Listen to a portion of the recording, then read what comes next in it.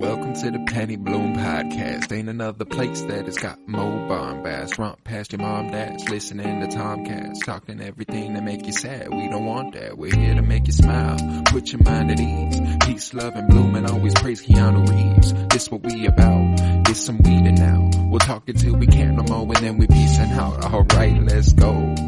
Penny Bloom Podcast. It's the Penny Bloom Podcast. Penny Bloom Podcast. It's the Penny Bloom Podcast. Penny Bloom Podcast. Penny Bloom Podcast.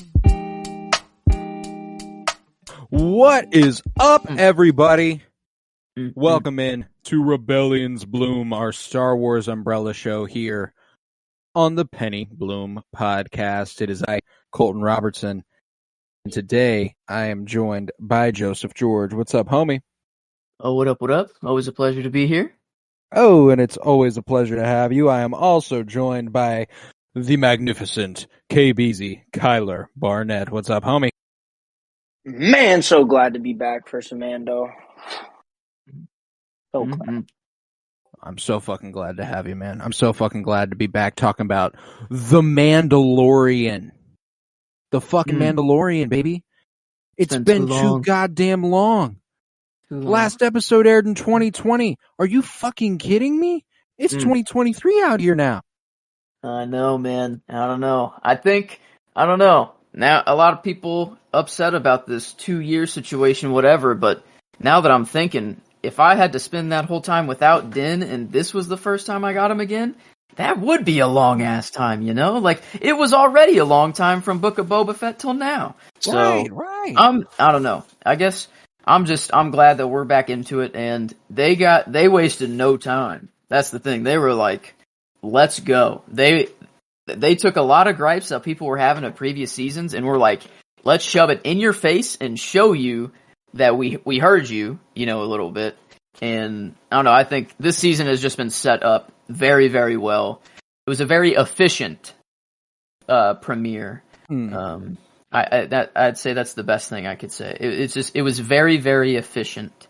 That's the premiere thing that I'm very satisfied with this premiere about. I love this episode. I don't want to, just from an objective standpoint, I love this episode. What's that? Already. Filler. No, but I will say, it is the worst season premiere of Mandalorian so far. But that's because it did something different than all the other season premieres did. And that every single quote unquote filler episode that's ever been complained about throughout the run of the show came out of nowhere. Nobody saw it coming. It was just like, there was no setup. We're just going to go and fucking do this. Every single episode that might get that filler label got a setup in this episode. Anything that comes back to Pirate King Gordian Shard, or and anything that comes back to IG-11 and Navarro, like it's all set up in the first episode so that nobody can go, oh well, this one's fucking filler. No, they set it all up. It's a narrative now. I'm in it. They were moving. They were moving kind of fast. You know, it was like, I was surprised. I was like, whenever they got to Navarro, or whenever Den got to Navarro and was starting to fix up IG-11, and they were like, oh, well, we need a part for him to fix him. I'm like, okay, that's probably what, you know, the rest of this episode's going to be. We're going to be finding that part for IG-11, and it's going to be the end, and he's going to come, you know, wake up, whatever, and that's going to be the cute mission for this episode. And they were like, nope, that's going to happen sometime later. We'll get back to that. Now we're going to go see Bo-Katan. Now we're going to, you know, check in everywhere else. They established just so much all over.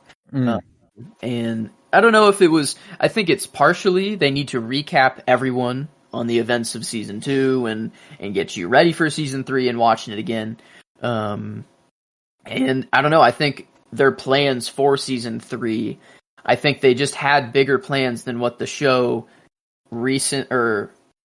before allowed it to have. Like, I think it was a show before where they were just going on cute adventures together, and then there was the narrative that spanned, you know, across the whole season. But now I think it's so much bigger that they were like, we have to hit the ground running to get this story that we want across. Because I don't know. How are you feeling?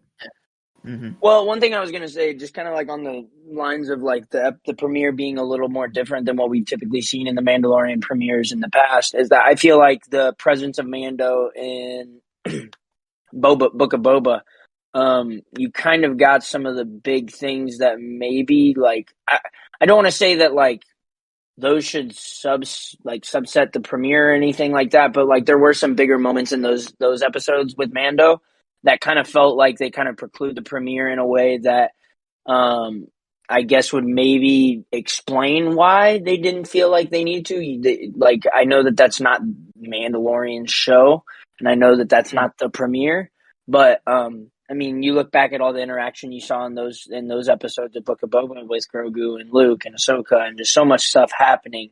You know, the reunion of those two characters, even in that show. I don't know if the premiere, I guess, I'm not so upset that we didn't get something of that nature. It kind of also just leaves me more suspense for what's to come. You know, I mean, that's nothing I'm going to complain about, even if it isn't what people maybe were expecting. I'm totally all right. I have plenty of notes to talk about what the fuck I was on.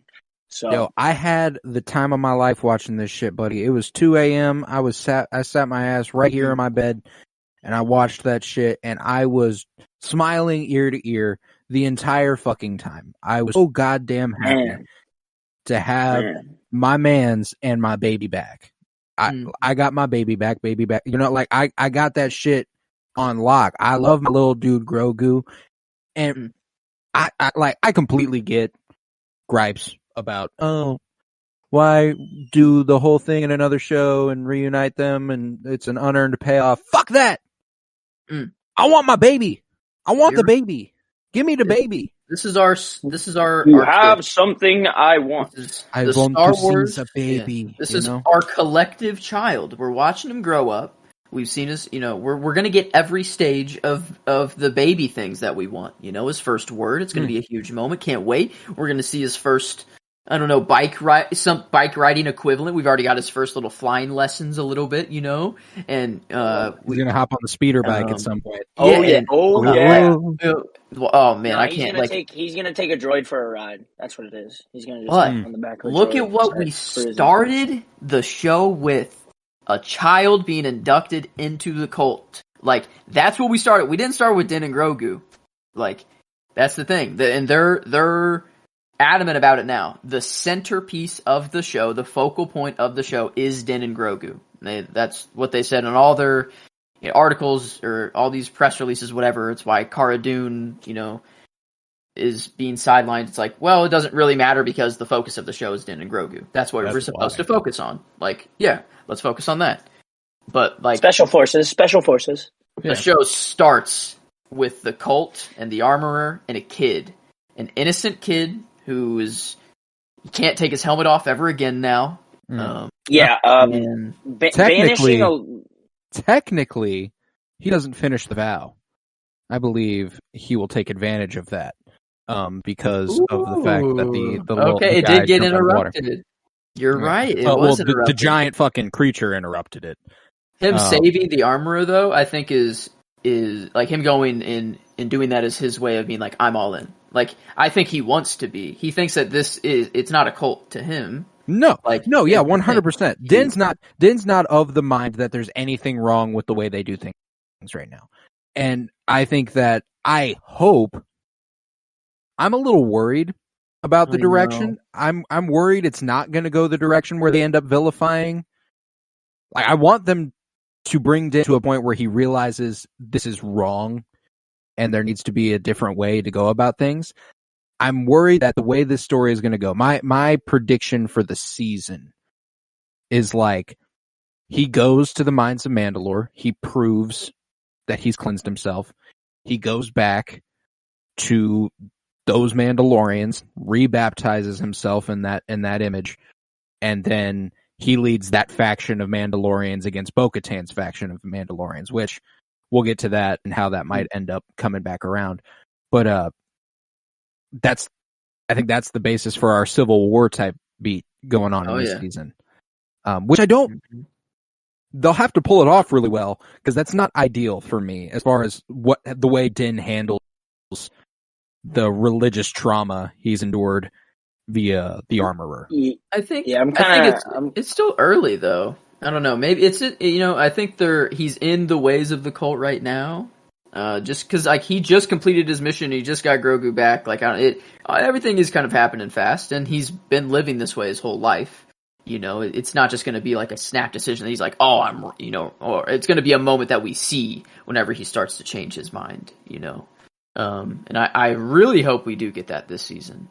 And I mean, the armorer, like, she's very adamant though. Like without Din, like, I don't know, they were kind of screwed there.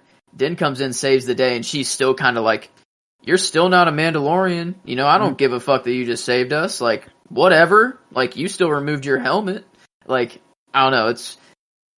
I think, I don't know. I'm team, like, school of thought that, like, banishing a literal child to a life behind a helmet is kind of dumb. But I'm going to be honest. The helmet hiss that happens when you put it on, I would be taking that shit on and off like at least like 7 times a day. The way that shit so sounds, satisfying. It's sick as fuck. So satisfying. Not really something that's like of the realistic school of thought or anything. I mean, that's my 2 cents. That hiss. No, I'm with you. I would take that shit on and off all the time. One cool thing we heard from Favreau and Filoni that there was a time jump between Book of Boba Fett season 2 and Book of Boba Fett, Mandalorian season 2, and now where we're at in season 3. And the only 2 things that show us this are Navarro's development and the fact that the armorer has built up her the following again. The last time we saw the armorer, it was her and Vizsla, and that was it. Yeah, man, love Vizsla. They're rebuilding. They're rebuilding. Vizsla. Vizsla's definitely Jon Favreau. I want to right? see more. No, it is. That's what I was getting ready to tell you. It's Favreau, and it's so great because he voiced Pre Vizsla, and that is so singular in my mind from the Clone Wars. From that whole arc is just like Pre Vizsla, and that Jon Favreau voice that he did for that shit was amazing. My question that I have for you guys is Jon Favreau puts himself into the show. It's not going to be like... It's going to be a big-ish character like Happy Hogan. I'd say like it's going to be like he's the Happy of Star Wars. He's going to be like he's a supporting role. I don't know. I feel like that's what I don't know. Is that do you think like how big his role is? Like how big do you think his role is in the show, I guess? I don't know. I would like to see a little more development with someone outside of the armorer in that group, and I would say that Paz Vizsla is probably higher on that list. I just don't know if that's really what might end up happening. I don't know where to lean. I don't know. I mean, I'm team school of thought that like, I'm just team school of thought that like I would like to see more. It's just that like I don't know. I mean, like you got to think that there's a lot of shit to go around. I don't know how much I truly think or feel that he's gonna have like a huge role per se. It's just kind of my money's on the idea that his role will be as big as it has been. I don't think he'll be any more prominent than he'd been previously, and I don't think he'll be any less prominent than he has been. I just think he'll be, the second most important Mandalorian in that faction behind the armorer. He'll just keep being that. Like, I don't really think we're going to spend a lot of time exploring Paz Vizsla as like a singular character. You know what I'm saying? And I don't think Favreau wants that either. Like, I don't think that's something he's not going to just like feed like a story arc in that regard either necessarily. Like, I just don't see that being the case. I mean, if he voices it anything like Pre Vizsla, I mean that voice is electric. But Pre Vizsla was also an entirely different like kind of type dude. Only reason I bring it up is because I think a theory that Colton had is pretty good. And it's the trailer footage that we see of what everyone is thinking is Order 66 and someone breaking down the door to come get Grogu.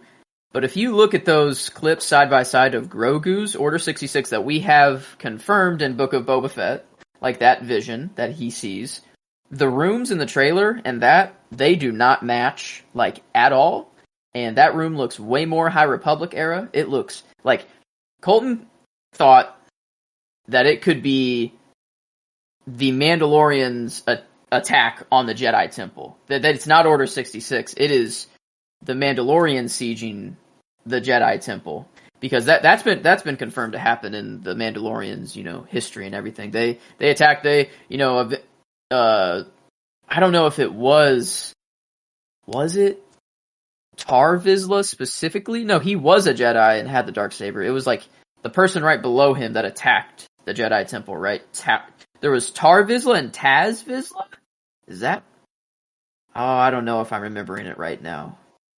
I'm mind that there's a point in the timeline, the history of the Darksaber, where the Jedi stole it from the Mandalorians, and the Mandalorians have to come take it back, and that's what sparks the Mandalorian-Jedi War. I think that's what we're seeing in that clip, is them trying to take back the Darksaber. Would be so cool. Imagine we get like both. Imagine we get like Order 66 and the that scene as well. I'm certain we will.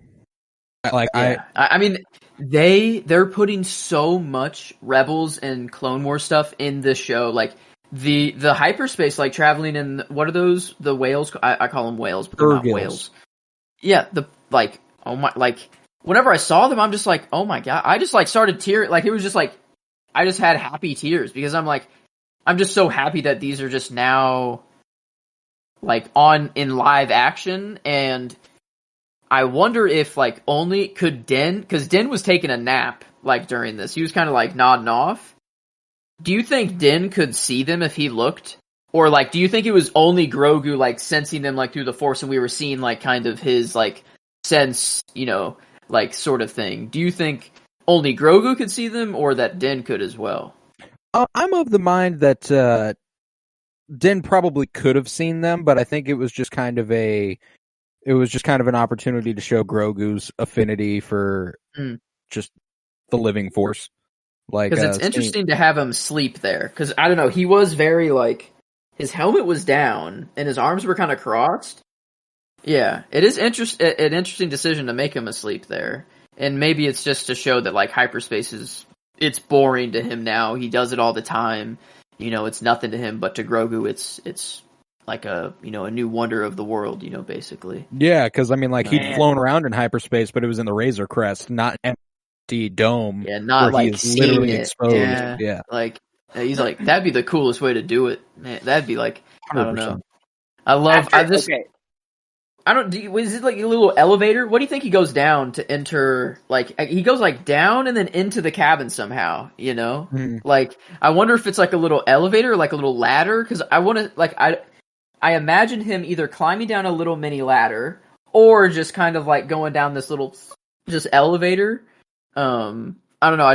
I really want to know how it's done, just to, I love these in between moments that like, it doesn't matter at all in the grand scheme of things, but I just love like imagining what Grogu's actually doing, just like climbing down that little. It's funny you mentioned Din being asleep and stuff. Like, I literally think the only reason he was asleep was to make the moment where Grogu crawls into his arms cute. So he I think that's why. I think that's why he's asleep. That whole scene, I just want to comment that whole scene. My thought during that moment was like, no disrespect to my actual family or my parents or anybody else, but like, goddamn, if I could grow up in a life where I get to just fly around the galaxy with Din Djarin, that would be pretty fucking epic. Yeah, my ideal existence is being a foot-tall baby crawl into the arms of Pedro Pascal. I could do without the trauma, but like, man, we want to talk about how like R2-D2 has a crazy ass history of just like being around people and shit and seeing shit. Grogu is going to have amassed quite the fucking shit, man. He's going to have amassed quite the resume of just intergalactic shit that he has seen. It is going to Babu be Frick. Is it actually? How do you know? That is Babu Frick, yeah. How we know? How do we know? He was confirmed to be in season 3 of The Mandalorian. Oh, just like said. It's just like they were just like, Babu Frick will be here. This was like months ago. Yeah. Babu Frick will be in season 3 of The Mandalorian. Which one's Babu Frick? How do we know? The one he hugged. The one with the wispy little... The one who he talks to the whole time. That's Babu Frick. The one that Grogu picked up? Oh, yeah. Okay, good. Okay. Because I'm going to go ahead and start my favorites now. My favorite performance is Shirley Henderson As Babu Frick. No way. I think That's she awesome. played the entire group. I know that there isn't a ton of like there's a couple like little lines outside of that, but she did the whole thing because I looked up the credit and that was like for the whole crew. She doesn't just voice Babu Frick. She puppeteers As she voices. Oh, fuck that shit up, Shirley. You Damn. fucking go, bitch. You're killing it. You're fucking killing that shit. That's awesome. Fuck yes. Yeah. Then he also had Love my that favorite shit. line. Babu also had my favorite line. Whenever Din's awesome. like, what if I can get you the party? He goes, okay, now, then no problem. We fix. I love how at first it's kind of hard to translate and like Grief kind of needed to like go in there, but then like that scene was so hysterical, dude. Din, like I don't know, Din just Dude, giving him yeah, the look I of got like, dude, No. I know, like, oh Just man. the whole fact that Din Djarin, like Grief Karga isn't even in there, but Din is just in there all fucking suited up and just crisscross applesauce. That shit was dude. so ironically funny. I just was like, wow, this shit is peak already. I'm fucking I with it. loved it. Fucking with it hard. I don't know. I'm between two. If are we doing shots for this? Favorite shots? My favorite shot was the Pergil one. Because that's what I'm between. I'm between the Pergil and just the Babu Frick shop. Like whenever it showed Din sitting and then Grogu across the like it just showed like kind of the whole shop in one shot. I And wish it was they like, would I don't have know, shown so cute. Din crawling into there. Because I did. know. He did. He had to crawl Yeah. on his hands and knees in there and then like finagle into a crisscross stance. See, and it's I these wish we in would have seen between it. moments. It's these in between moments that don't matter, but that I want. I want all of those. That's what I want. I just don't want a know. montage of them doing nothing. Okay. Well, if your shot's the Pergil, then I'm comfortable with going with Babu Frick's Babu Frick shop for my shot. I think I have my shot. I have a Yeah, shot what is that it? I thought stuck out. I really liked the I don't know if you call it. It's not quite first person, but that camera shot on in the very beginning off of one of the Mandalorian. I think we've seen it before, maybe once or twice. I'm But trying to that's remember. just such a change. It's right at the beginning, when Was they're that- fighting that big alligator thingy. I don't know. Yeah, You guys yeah. probably know What the animal's was name that already. thing? Yeah, I don't know. I have no idea what the hell that was thing just was. a big old fucking crocodile. Yeah, that's just a Yeah, but the scene where the dude they're flying and they're sticking the bombs on him, detonators or whatever, and then he flies back up and there's a moment where the camera is almost off of the helmet, downward shot of him flying. It's the when Black his Adam helmet's shot. Yeah, I fucked with that. That was so refreshing, I guess is the way I'll describe it. Because maybe we've seen that in Mandalorian. I think I'm picturing. I feel like we have, but it's just such a change of pace, and we haven't seen anything like it in so long. It's just the crispness, dude. It's just okay, the crispness of that shot, and just the color with the helmets and all the armor and just everything else, that little blurb there was a moment that literally made me sit up in my chair whoa, I fuck with that. And I like that shit. That was dope. The Pergil scene and the hyperspace, that was incredible. And I would have probably unanimously just went with it, but I'm a dare to be different here. I really like that. No, that's a good choice because it's not disappointing in this episode. It's just when it came to this one, there were surprisingly few shots I think you could seriously consider for your favorite shot of the episode. It was just a little light in that regard. It was good looking, but there weren't a lot of standouts. There were so many I don't know if this is the right word or if I'm just reaching or not, but expositional, just little tidbit shots that I really also enjoyed that don't probably hold up to the standard of what we're trying to do here or what we're talking about, but so many moments on Navarro, seeing that whole new civilization and just everything going around, the little sushi chef, basically. That's what it looked like. I don't know what he was making, whatever it was. But that was dope. The IG-11 statue shot initially, just so many things, man. I fucking love New Navarro. That shit is so much more refreshing to look at than what it used to. Ew, fucking ugly in hindsight. Bricks everywhere on the floor. Did you see them? Did you see how many bricks made up the floor in Navarro? It was everywhere. Cobblestone bricks in Star Wars canon for I don't know. I don't know because before Navarro, like looking at Navarro before, like it looked like shit. Like it was a dump before, really. It was run down. Like it was bland as fuck. Yeah, it looks so good now, and you know I forget what the line was about Cara Dune. Did Greef Karga say like she got she's in special forces for a she got promoted because after she brought in Maud Gideon, you know, she got promoted to New Republic Special Forces. Okay, is that their way of just being like, she's not on the show, she got promoted, she's gone? I personally don't think she's coming back, but I did see Colton tweet that he would like to see like a recast because there's more to explore in that character. I'd be down, but I just felt like that line indicated to me we probably don't see her. Every time that was Filoni or Favreau's been see her in asked season about 3. her, yeah, no, they every time they've been asked about her, they've dodged the question, and the closest they've been to answering it is they've just said that she is a very interesting character, and she's a very good character. Her character is very strong, but let's focus on Grogu and Din is kind of their answer right now. So I think they're kind of maybe debating on what to do with her right now. I think because like wasn't she supposed to get like a whole spin-off show like for herself? Yeah, It wasn't the that a Rangers thing? of the New Republic. Yeah. So like, no, I think she will be back in the future, just not this season. I think she will be back. I think she will be recasted. like the Alderaan survivor angle, but not Leia, could be really, really compelling. It's just there's a lot to enjoy and a lot to really explore. I think there's a lot of potential there to really expand on that character. But regardless, I loved all the shit on Navarro, but I think my favorite shit of this season is going to be whatever Pirate King Gorian Shard is up to. what a character that guy is, Dude, the Whoa. character design, oh my god. the coldest. we have never glad seen you said anything that. like Glad you that.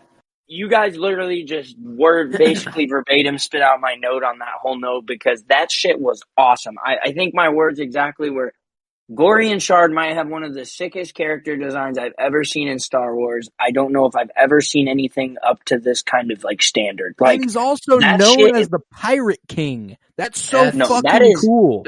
He's my favorite character. That shit was the episode. intricate as fuck. Okay, I'm gonna be honest. Just off of the design alone. Yeah, I mean, one of the only times I've like ever been taken so far aback by like a character design that felt like just so like incredibly detailed and just like I don't even know. I'm struggling to sum it up. Like just sick as fuck. That's pretty weak. But what's is it Davy Jones and Pirates of the Caribbean? Pirates of the Caribbean. Guy with Literally, all the dude. Yes.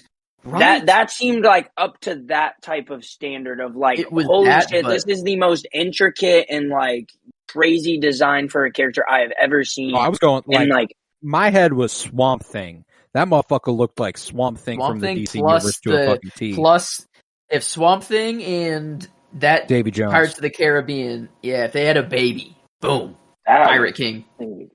Pirate King Gorian Shard, fucking awesome. I'm so and I also think that's how Boba Fett will inevitably get rolled into this season. Is that Gorian Shard is going to keep giving Navarro and Din problems, keep trying to hunt Din down, and Din's going to have to call on Boba and Fennec to come back in and help him out with a little problem he's having. And I'm so excited for that. This is during the time, I think, of my favorite scene. Yeah, right before. That's my favorite scene, too. Him flying around and killing all the pirates? Dude, yeah. Yeah. I mean, how can it not? I mean, it was like, in this episode, I'm like, man, we got that big monster fight at the beginning, which was like the ultimate thing of like killing the worm. Sarlacc? No. I know where you're at. Big worm, dune worm thing, that he blew up, put the bantha explode. Crate dragon. Crate dragon. Thank you. That was like the ultimate like thing of an episode. We got that at like just the beginning. That happened. Yep. Din just kills it now, no problem. And then you get like this epic fight. Like it was.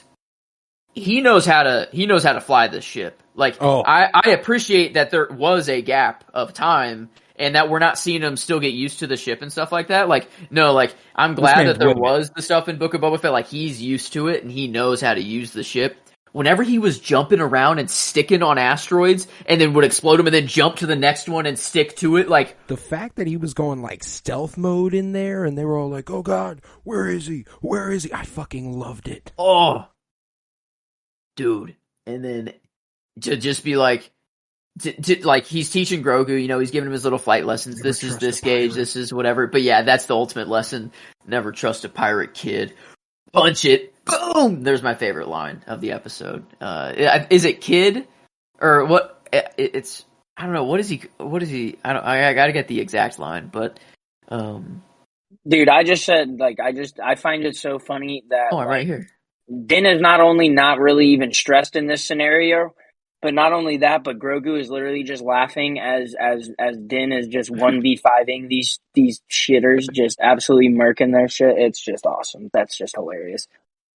Mm-hmm. And scammer gets scammed. Kid, Just kid. never Just trust a kid. pirate is the line, and he punches it. And then I you also just see find it Grogu, funny. you know, do his I also little find it funny thing. that he was just like fighting off all these dudes, and then once he gets target locked, he just basically just zooms the fuck out of there. Like, just see ya. I'm out of here. Ooh, like, that's that enough for ship- me. That ship is sick. That ship Oh, is I also just sweet. love that, like, Grief Karga may have become like a political figure of sorts and really become like this, like, very, like, not like what seemed like a nonpartisan type ruler or something, and then just merch fools in the streets of Navarro, like, don't give a fuck. Lean. Oh no, he still got it. Yeah. Yeah, just No, he, fuck him.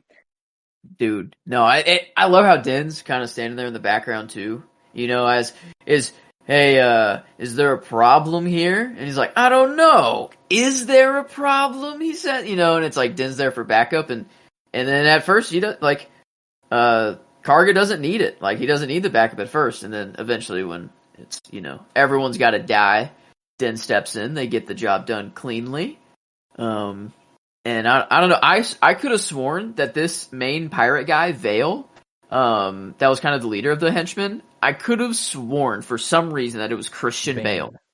Vane, thank you. Yeah, I could have sworn that it was Christian Bale. And I'm like, why do I think this is Christian? Some of the, like, mannerisms that he was acting with, I'm like, why does it remind me of Christian Bale? It's not, at all. Yeah, I looked it up. It's some dude named like Marty Toulis, I think, or something. Yeah. I hadn't heard of him, but who I thought it was, and God, I'm gonna have to listen to the voice and let you guys know who I thought it was, because I am way, way, way off base. But I definitely thought it was somebody entirely different, which would have been pretty hilarious if it would have ended up being who I thought it was by my memory. But I'll have to listen to try to remember what my brain said I thought it was.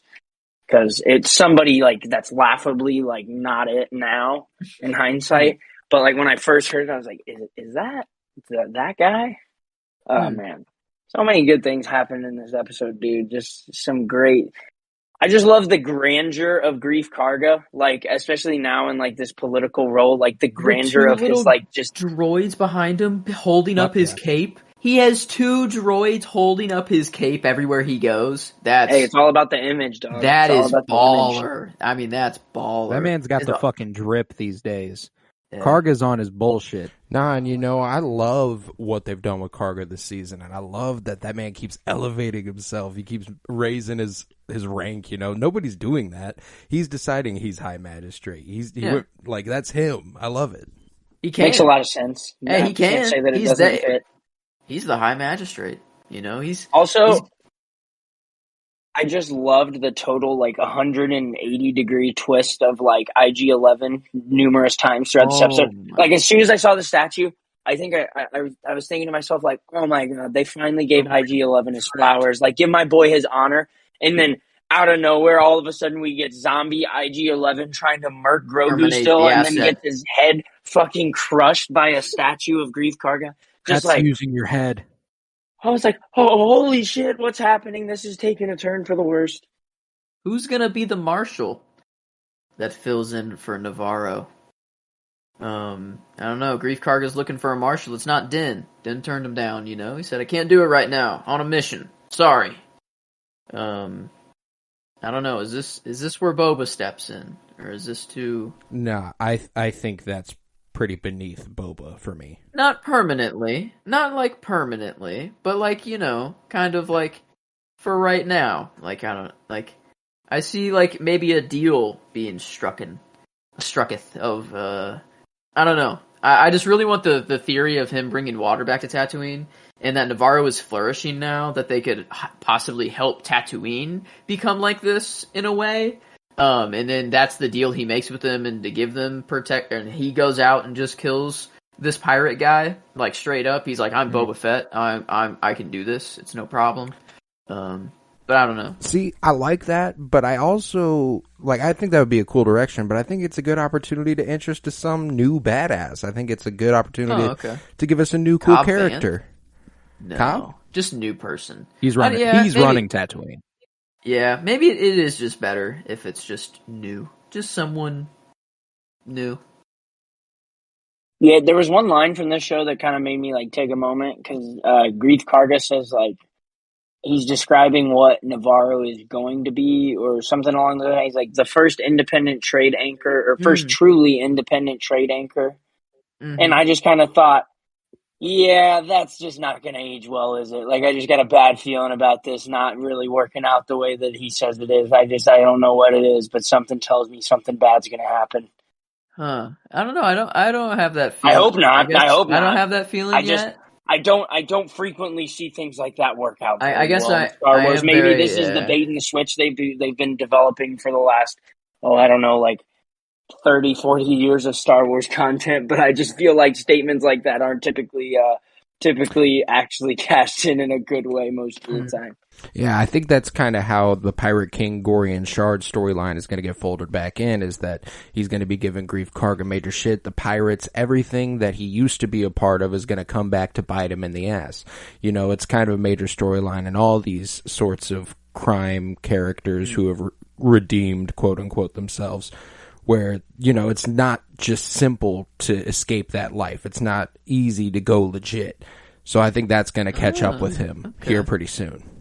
I see. Yeah, I don't know. I guess I'm trying to look for connections wherever I can, because I just want them to be there. And I'm just not letting the story breathe yet. I'm trying to fill in all the gaps right now, and we're in episode 1, and who knows what direction we're really going in. I hope they're going in. I don't know, because I guess we haven't really talked about Bo-Katan at all yet. I feel like I was about to pivot that way. I was actually, because I think they handled her very well. We were discussing man, what was the conversation right after the season 2 finale of Mando? What was spoken right then and there?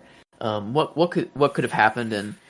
And we still don't know, but at least we know now that she has given up, and people have given up on her, and she's just gone into kind of this. She doesn't have that spark that she once had before. And she sees it as a lost cause now. She's like, I have nothing, nothing at all.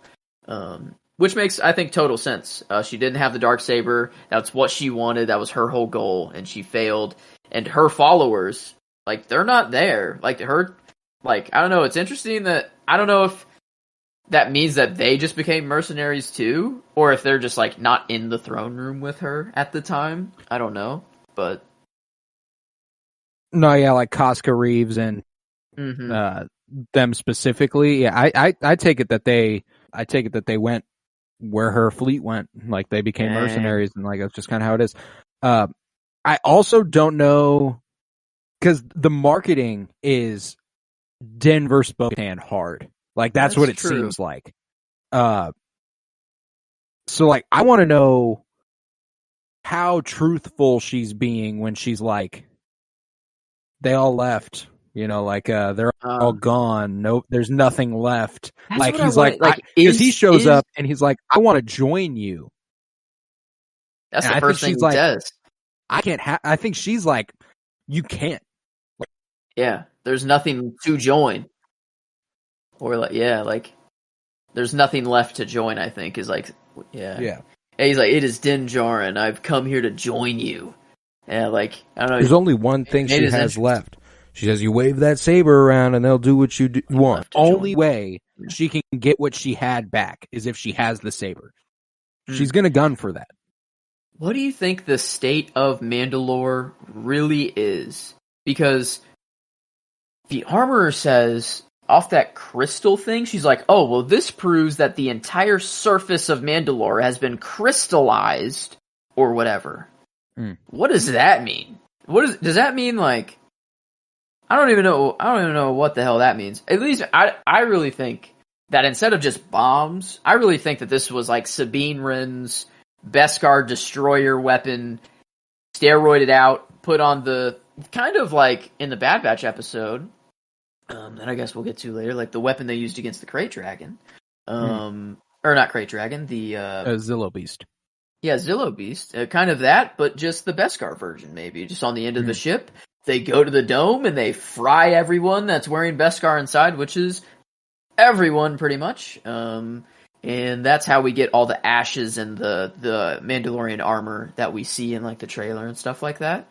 Could be a way to tie Sabine back in, possibly, or I don't know. I think Mandalore just has a lot more going on, because with like Palpatine's plan and everything. I don't know. I think there's just a lot more going on with Mandalore, and I'm interested to see what the state of the planet actually is. I think it's not incredibly exaggerated. I think the only thing that's not a lie is that it's poisoned. Like I think that's the only thing that is a lie. I think it's probably perfectly. You're definitely capable of going to it. It's just not it's not hospitable. You know, like it's all sorts of fucked up. Isn't like their helmets have like filters built in, right? Like can a Mandalorian be in like open space? Like in space? Has that ever been seen before? Is that that's I don't believe so. I believe their helmets are like open on the bottom. Oh, really? Yeah, like because I think that's what the sound that Kyler said is really satisfying. Like I feel like that's what like kept Boba alive and stuff like that. Like I don't know. Like I felt like it's I don't know. Maybe I'm thinking of some other helmet or something like that. Maybe that's like the clone. Well, because like the Troopers armor, there was like that one episode with Plo Koon. It's like one of the first episodes of the show of the Clone Wars. And whenever they were out in space, did they just die instantly? Like those troopers? They had helmets specifically for that. Oh, okay. Maybe that's what I'm mixing up then there. But I don't know. I think I really think it's promising. Like we were hoping that the show would go to it's a cult. Like, and you've been lied to your whole life. Like, maybe take a step back and think for yourself for a little bit, then, and we see that finally. I think we are going to go there because of how the show started, showing a kid be initiated into, this faction, whatever you want to call it. Bo-Katan straight up calls it a cult in the show already, episode 1. So I think I don't know. I think that's really good indications for the story. I hope. But you're right. Like you're right about Din was still way too. How do I redeem myself? I will go there. I will prove it to you. And I will come back. There's also a shot in the trailer where he's side by side with them. You know, like he's rolling with them at some point. And I'm like, and maybe that's within the next couple episodes, and by the end, because that's typically how this goes. Like, I predicted that we will see most of what the trailer was in the first episode, and we did. Most of the trailer was in this first episode, but there's still a few things that weren't.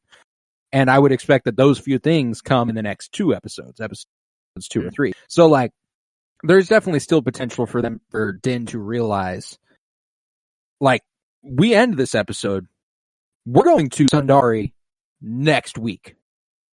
The capital city of Mandalore. That is episode 2. Yeah, he's right opening. There. He's already in the Mandalore system. Bo-Katan told him where to go. That's his only mission right now. Yeah. Yeah. Wow. I don't know. We're going to get...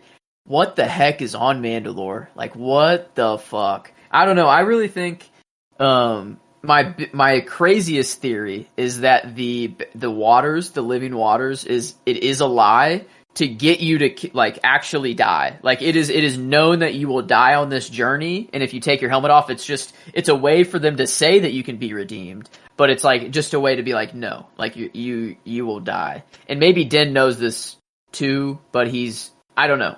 I don't like. That's my craziest theory is that it's known to die, and no one knows how you die though, because if you go there, you're dead. The actual reason is there's a mythosaur down there, and they just eat you straight up. That's like you go to the living waters, and the mythosaur can sense you, and it's like, my next meal. Thanks for the sacrifice. But the difference this time is Grogu will be with him, and he can tame said mythosaur, and Grogu and Den will ride out of there on the mythosaur, and bada bing, bada boom. And that's the crazy theory right now, I think. But it could also, especially considering there's nobody on Mandalore to watch them do that. Yeah, and that's what we were also thinking. Like, oh, everyone's gonna see Din fly out on a mythosaur and be like, oh, now we have to be with this guy. But like, is anyone on Mandalore? No, nobody's there. Well, unless there is. Or that's the big lie to keep. What if that's like Palpatine's base of operate? What if that's like where he's been operating? Like all of his I don't know. Well, that would be where right now Palpatine would be on Exegol. That would be his base of operations. Yeah, but I mean, like, he could be using it for something. Like, oh, yeah. Saying that it's poison and everything, like, stay away, you don't want to come here, blah, blah, blah. And then there's a few stragglers that try to go there. The Empire just wipes out instantly, because it's, I don't know. Ooh. Truth be told, I don't know how I feel about the overall theory, but I don't hate the idea that, like, if Din goes to Mandalore, returns, that the armor is I could see a way that it's written in or it happens that she is surprised to see that he is actually returned with proof of some kind, if that makes it She was like, oh wow, I really thought you were gonna die. Like I really something of that nature, or I don't know. Like I could see something like that happening. I just don't know. You guys are so much better read and deeper into the actual intricacies, I guess you could say, or just some of the novelizations and other things that I don't quite. Yeah, exactly. That it's hard for me to really get my mind to turn fast enough to develop a theory that fast. I need to watch it again and think about everything. But I could see some type of way where the armor is surprised to see that Din is actually returned from Mandalore in some capacity. But I don't know what's coming. That's why I'm so excited. I like the idea because one of my premier ideas of the armorer is that in my head, she ascended to this level of being the leader. I think she was raised in this cult. I truly think that she doesn't know any better than anyone else. I think she does believe everything she says. It's just blatant. It's wrong. She doesn't know it's wrong, but it's I think she's about to get a wake up call, and maybe that's why Din ends up fighting with her is because fighting alongside her is because she's oh shit, what I've known is a lie. Oh, I was I was thinking of a situation where the armorer and Favreau or Vizsla can take off their helmets, and that only happens if they have that awakening too. If it's not just Din. In my mind, I was always thinking it's just going to be Din that has this awakening, but it would be way better if we could get the armorer and what's this Vizsla's name? What's Paz. Paz. If we can get them just taking their helmets off, and we see Favreau and who's playing the armor right now? Emily Swallow. Yeah, I don't know. It would be. It's just there's so many people that are just under a helmet right now that we can't see. That sucks. Pedro Pascal is under a helmet. I want to see him. I want to see his face, and see him act. Let's top off this episode. Let's do some favorites. Let's spread the love here. Let's start with favorite character of the episode and go in a circle. Kyler, how about you start here? What was your favorite character of the episode? Yeah. Shit. I'm really torn, but I'm going to go with I gotta go Din Djarin. That's where my head's at. I just was so happy to see him. And I think we're seeing him in a much more I don't know. I mean, he's always been great at being the father figure to Grogu or whatever, but it's just been, I mean, we've talked about it. It's been so long. And he just had a couple of my favorite lines from the show. Grief Karga is a good answer. Grogu had a couple really funny shots, but I'm waiting to see some like bigger moments from Grogu where he's not just like using the Force to get some food or something for like a character type like favorite of that nature. But I did love that little fucking baby because I can't get enough of him. But I'm going Din Djarin. I just he had a couple of my favorite lines. Like, yeah, I think all of my lines in this episode, other than one, were from him that were in the running, and just like I love to see the badassery of that character. I just don't ever get tired of it. So it's just that's kind of where I'm at. No, I'm with you. Din was also my favorite. I was just so happy to see him again. Love the little guy with all my fucking heart. But it's Din. It's always Din. Oh yeah. I mean, it is probably Din. Hey, we got to see the cute character moments, and he was on screen for way longer. The actual answer is Din here. But I will give the Pirate King his flowers here. I think he deserves it just for them being that bold with the character design. And I hope he comes back often. I don't know. I want to see that dude. So I'm giving it to the Pirate King. I don't know his actual name. Sorry, Pirate King, but you're way. Gorian Shard. Gorian. The Pirate King. Damn. I don't know. Dude looks sick. So I don't know. I'll give it to him just to remember him. I don't know. He was very memorable. No, I loved that character design, and that alone propels him to a place where I'm comfortable. Like, I was tempted to give it to him, but I was like, I love me some Din. I love me some Din Djarin. It is tough. What about performances? Let's go around there. Kyler, you want to start with a performance for us? I'm gonna go Carl Weathers with Grief Karga. I love the grandeur of this character in this episode specifically. Just like the total like change in his character and the way he acts is just amazing. Carl Weathers, great actor, hits on all the nostalgia notes from my childhood. Apollo Creed. In my notes, I think I usually put like Apollo Creed rules with an iron fist is what I put for this episode. Like, just little things like that. Like, I just love it, and just like you could be Landon Gentry. I just love his over the top theatrical nature. Absolutely. And one thing one of the lines that I had in the running for favorite line from this episode was just literally him saying, Mando. He doesn't say it like a normal. It's not Mando. It is, Mando. I love like just how, like you said, the over the top, just like it could be seen as almost like campy or corny, but it doesn't. It's Carl Weathers. It doesn't feel that way. I just fucking love it. I eat that shit up, even if it is. Don't care. I fucking love it. He fits perfect into this universe, man. He really does. And Carl Weathers, he's always every episode that Grief Karga is. And he's in the running for favorite performance and favorite character because Carl Weathers, like, he eats this role up. Like, he is, it's truly probably his second most iconic role behind Apollo Creed. Like, there's just, like, it's just the way of things. He's been fantastic in this role. But like I said earlier, my performance ended up going to Shirley Henderson for Babu Frick.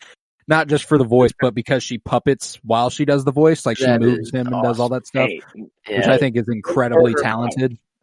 Deserved entirely. I think that's a lost art too. Like, you used to hear about this, and especially in Star Wars, about like the puppeteering importance and stuff, because so often do they use like practical in that kind of setting, or at least like that's my understanding. So like all credit, like 100% understood that hits. Bubble Frick. Wow. No, Din, like Pedro Pascal. I was surprised.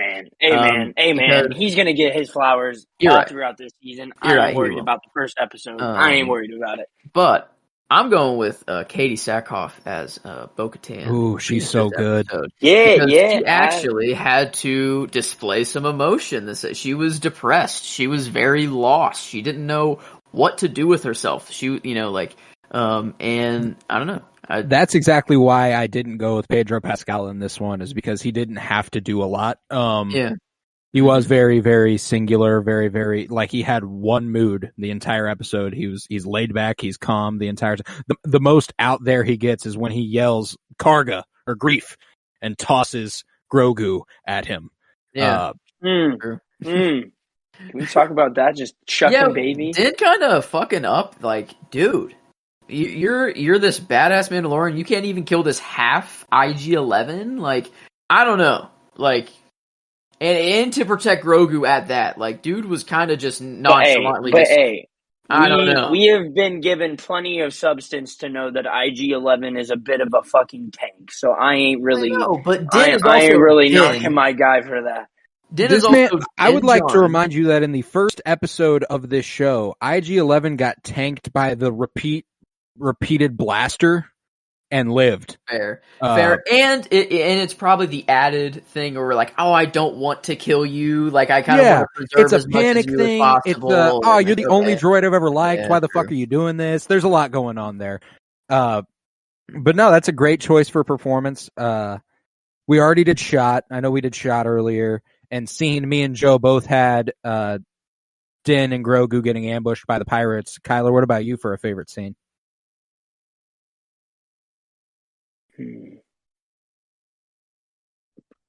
Yeah, man, that's a good one. Like that feels like the scene, like the moment. I can't. I dare to be different sometimes, but that's just like you never get tired of it. Every time you see it again in like something new, Star Wars, it just hits like it was the first time. Well, and there's something about in this few things in the Star Wars universe like really call on that nostalgia, like things like that. Because like I think back to like Han Solo navigating in the Falcon, and just like any type of space starfighter. Anakin and Obi in the beginning of Revenge of the Sith is like bingo. No, but like what's really cool about this episode for me is that like with Navarro and the aesthetics there, and the opening with the giant kaiju type monster and the dogfighting and we had everything we've ever gotten out of the show in this one episode. And what's even cooler is the style feels like Book of Boba Fett was an evolving point. This feels like an episode of Book of Boba Fett more than it does any episode of The Mandalorian prior for me, as far as style and pacing and what we did with it. It felt like one of those one-off episodes about The Mandalorian from that show. And it was just so well done. I really, really enjoyed it. Man, and part of it too is like we've been in such a like kick of watching Bad Batch and stuff. And again, this is no knock on Bad Batch. I don't want this to be perceived as a knock on Bad Batch. It is animated, and it is animated for a reason. And the animation looks fucking great. But there is something about live action Star Wars, especially in today's day and age and of technology, that just absolutely smacks so fucking hard. And and maybe it's just the belovedness of these characters and everything, but fuck me, man. The colors, the shots, the framing, just everything that they do in this show is just great. And can we get an amen for the fucking score? Because that shit is always heat. It is always fire. Always. We actually had an evolution of the person doing the score. It was the guy who did Book of Boba Fett. It was Joseph Shirley, not Ludwig Göransson. This season. The beginning sequence with the crocodile and the ritual and everything. That score, fire. The score at the very end, or not the very end, but the score when Bo-Katan is walking in, or when he's walking up to Bo-Katan, that was fire. The score, man, fucking love the score. I will always be giving attention and credit to the score because other people don't. And I just love that shit. I don't know. I watched it with headphones, like on my computer, and not like a TV. And I don't know. This was like kind of the. I think I like headphones. It was nice because you like when he was walking up to Bo-Katan, like I heard his like the clink of his boots against the floor. Funny. You know, like you hear like I don't know all the like little things, and it's I don't know. It's funny. It's funny that you bring that up because this is a really like niche memory for me. But when I was a kid, my mom, she was a teacher. And so anytime I'd be sitting in class and if the door was open and my mom happened to be walking down the hallway towards my classroom or past it or something, I could always tell it was her by the cadence and sound of her feet hitting the floor at school. Yeah. And all I could think about was like, Damn, I wish that at some point in my life I could just know that Din Djarin is walking down the hallway to see me or something like that. Know his That would footstep be pattern. Yeah, like to know about it's as him. peak as my mom walking down the hallway to poke her head into my classroom. Father. He is father. Let's do a rating for this bad boy. Let's do a critical rating, a genre rating, which is a 10, and an enjoyment rating. And it's Star Wars, baby. We've never managed to give a Star Wars episode of television lower than a 10 in genre, so that's just kind of implied. Let's start with enjoyment, though. How are we sitting there? Okay. We did, okay, I have some hesitation, so it's not a 10. I know that. And I didn't think I was at a 10 in the first place anyways. But is it a 9 or above? Is the question I'm asking. It might be right at a 9 for me. I don't know. I don't know if it can dip into 8s. That is kind of... I'd be nitpicky there. If I'm getting into... I don't know. I had a blast. 9 is right where I was landing. Yeah, actually. I had a blast. It just kind of... I guess my only gripe, I don't know, is that it just kind of... It moved a little fast. Like, it was a 35 minute episode or something like that. Like, and I don't know, maybe for the premiere, make it... Just remember that, like, a 10, you're saying this is one of your favorite episodes of television ever. It doesn't, like... Yeah. Like, this is... I'm not... Like, I could count on one hand how many episodes I like more than this. Like, if I'm being honest, this is one of my least favorite episodes of The Mandalorian, and I'm talking about it being a 9. You know what I'm saying? Like, I love this show to death, and I loved this episode, but, like, it's just not bringing it the way some episodes of The Mandalorian have brought it. Yeah. Like, I don't know. I feel like if we could just sit, like, I don't know, just make the episode 45 minutes, 40 minutes, you know, just give it that a little more time just to sit and feel the weight of, I don't know, some of the things that are happening. I don't know, but it felt very fast. But I appreciate it on one hand. I like that it's like we hit the ground running, and now, like, chapter 2, like, next episode, we're getting right in. And, like, I like that. Like, it is nice. And maybe, you know, suffering a little bit for one episode to make every single episode after it. And suffering being a 9 is hilarious. Suffering. Yeah, exactly. So, I don't know. I think 9 is fair, because going lower than a 9 didn't feel right. Like, going any low, 8 anything just kind of felt too low. Right. No, I'm with you. How about you, Kyler? How you feeling? Well, guess what, Joseph? I'm rocking an 8.5 because fuck you. I'm just kidding. You hated it that? No, I'm kidding. No, that's still amazing. I'm going 8.5 just because I know what's probably coming, and I just am trying to go from, like, season to season, less so than I'm thinking about, like, past episodes, which maybe not be right. But, like, for this season, I'd like to look back at the season and see where, like, my ratings for, like, enjoyment has been, and I feel like an 8.5 in hindsight is going to be pretty on the money. Like you said, though, I don't see how an episode of Mandalorian, there would have to be some blasphemous things happening to drop even probably below an 8 for me, and maybe I'm just a little more helter-skelter of a person.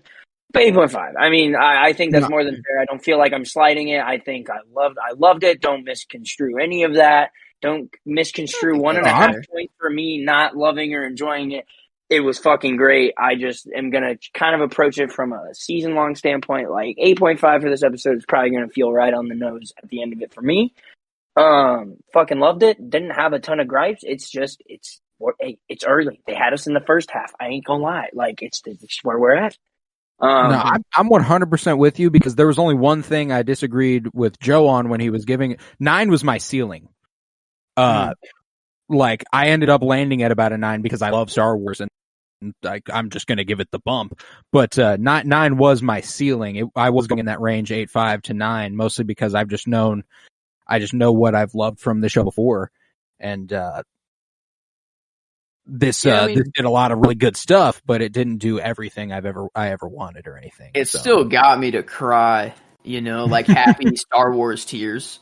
You know, exactly. Like, so, like, I do think it is fair to, like, either, I think, like, 8.75 or 8.5, like, actually is fair. I said we split it then. I said we go 8.75. Yeah, I think that is fair. It was although it was packed and it was very fast and we got a lot of it, it was just very quick, and it was just very just sweet while it lasted. So yeah. That actually kind of comes more into play for me on the critical rating. Where I was coming down critically is like a 7. Yeah. You know? I don't know what is it? What is it that's wrong? What I don't. Because I don't really know point blank period. I think point blank period. It's got to be just the expectation of what we thought was going to come or what we expected to see from the first episode. And just given, hindsight, I think that's probably a lot of it. Similar to like Ant-Man, not necessarily at all on that scale, but like the Quantumania, like what people were hoping or expecting to see integrated and done in that movie versus what was there. Yeah, I can rock 7, 7.5, anything like that. I'll personally say 7 just to be slightly undercutting people. Look, it was a short episode. It's early. The episodes are going to get longer the deeper into the season. We're going to get more substance. It's going to be fantastic. I enjoyed it. It's just, like I said, it's just, I try to look at it for what's going to happen and come in the seasons. And like, I'd be shocked if this I don't know. Hard to say because we don't know what's coming, or at least I don't really have much grip or bearing on what's coming. But like, if at the end of the season, like me giving this a 7 as a critical score or whatever, I could see that very easily being the lowest or tied for the lowest. I don't see us getting much lower than that. No, yeah, I don't either. Like for me, the way I look at this, 7, 8, 9, 10. 7, good. 8, really good. 9, great. 10, perfect. That's how I look at that sort of critical rating. And I think this is a good episode. I don't think it goes much. I don't think it climbs much. I certainly don't think it drops below a 7. 7's my floor. I don't think it drops below that. I could see me going up to a 7.5. 7.25 is feeling nice for me. I don't know. I feel it was like 7. 7 just feels like the number you give everything. That's like, how'd you like this episode? How would you rate it overall? That's about a 7 out of 10. That don't scare me. That shit don't scare me. I don't care. My 7's different from another 7. Fuck them. 7 out of 10. 70%. 7. You know who loves the number 7? Monica from Friends. Monica the from Empire. Friends. The Empire loves the number 7. Or 6. 7. Is it 7 or 6? It's 7. Yeah.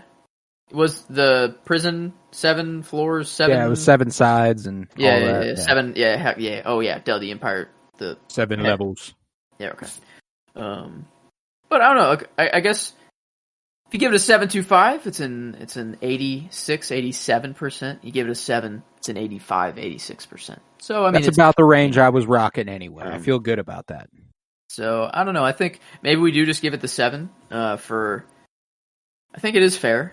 Nothing was done horribly wrong. It was just it wasn't spectacular. It was good. It was good. It was good. So, and I think that's the bottom line. I don't think it was great. I don't think it was far from bad. It was extremely enjoyable. I think they did here's what I'll say.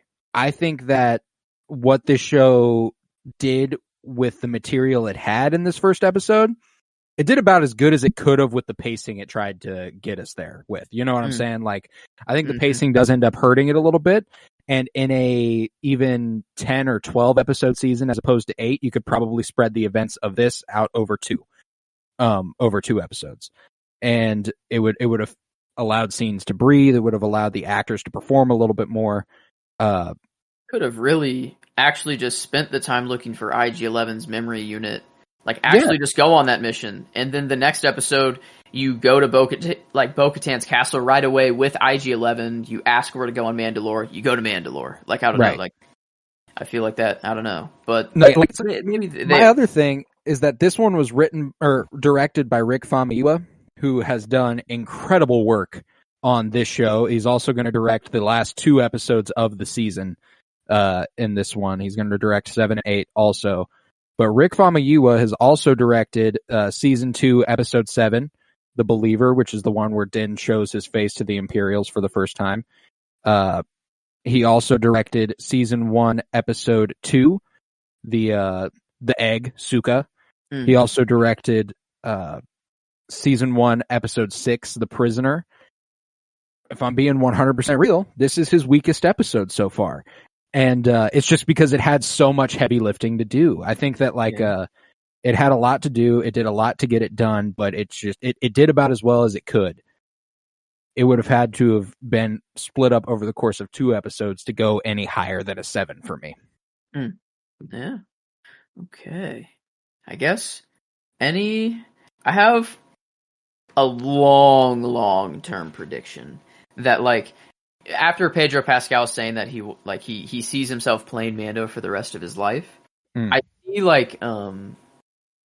see Grogu becoming the Mandalorian, and that is where once Grogu becomes the or just the titular character, whatever, whether he actually becomes a Mandalorian or a Jedi or both, I'm assuming it's going to be both. I'm assuming, just if I had to throw it out there, or it's not going to rule Mandalore.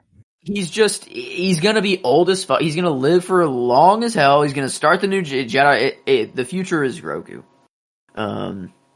And if he is the titular character, you have a character that can be alive for 1,000 years, literally, and you have a show where you can cover all that anthology, and it's or just that timeline. You have 1,000 years past what we have.